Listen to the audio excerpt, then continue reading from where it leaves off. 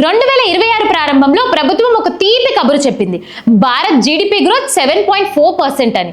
ప్రపంచమంతా ఆర్థిక మాధ్యమంలో ఉంటే మనం రాకెట్లా దూసుకుపోతున్నామని సంబరాలు కూడా మొదలు పెట్టేశారు. కానీ అదే సమయంలో సెన్సెక్స్ 2000 పాయింట్లు ఎందుకు పతనమైపోయింది? రూపాయి విలువ 90కి ఎందుకు పడిపోయింది? జీడిపి పెరుగుతుంటే సామాన్యుడి పొదుపు ఎందుకు తరుగుతుంది? ఇది వాస్తవ గ్రోతా లేక అంకెల గారడా? ఈ రోజు భారతవ స్పెషల్ రిపోర్ట్ లో ఈ గుట్టు వివాదం గురించి ఇప్పుడు మాట్లాడుకుందాం. అసలు జీడిపి అంటే దేశం సంపాదించిన జీతం.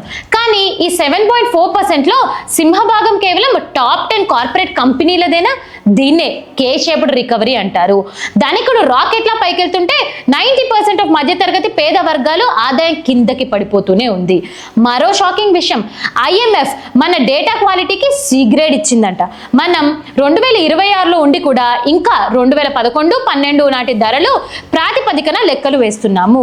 పాత కళ్ళద్దాలతో కొత్త ప్రపంచాన్ని చూస్తే నిజం ఎలా కనిపిస్తుంది? ఈ రోజు మన దేశంలో 2 భారత్లు ఉన్నాయి. ఒక భారత్ మెర్సిడెస్, రోల్స్ రాయల్స్ కార్లు రికార్డ్ స్థాయిలో అమ్ముడుపోతున్నాయి. రెండో భారత్ లో సామాన్యుడు వాడే స్కూటర్, చిన్న కారు అమ్మకాలు పడిపోతున్నాయి. విదేశీ పెట్టుబడిదారులు 1,50,000 కోట్ల రూపాయలను మన మార్కెట్ నుండి వెనక్కి తీసుకున్నారు. కానీ మన దేశంలో 145 కోట్ల జనాభా ఉండవచ్చు, కానీ కొనుగోలు శక్తి ఉన్నది కేవలం 5 కోట్ల మందికి అని ప్రపంచానికి అర్థమైపోయింది. మిగిలిన 140 కోట్ల మంది కేవలం బతకడానికి పోరాడుతున్నారు.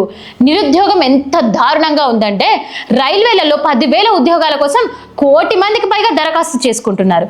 PhD చేసిన వాళ్ళు ప్యూన్ ఉద్యోగాల కోసం క్యూలు కడుతున్నారు. ప్రస్తుతం ఉన్న పరిస్థితుల్లో ప్రభుత్వం ఏమో వారానికి 1 గంట పని చేసినా వాడు ఉద్యోగే అని లెక్కలు చెబుతుంది. దీనివల్ల ఏమైపోతుంది? సామాన్యుడి పొదుపు 50 ఏళ్ల కనిష్టకి పడిపోతుంది.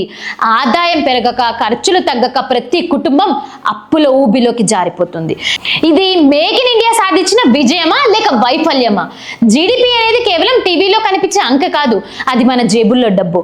ప్రభుత్వం వెంటనే బేస్ ఇయర్ మార్చాలి. అన్ఆర్గనైజ్డ్ రంగంపై నిజమైన సర్వే జరపాలి.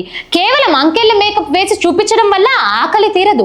ఈ అనిశ్చిత సమయంలో మీ వ్యక్తిగత ఆర్థిక భద్రతను చూసుకోవడం మీ బాధ్యతే.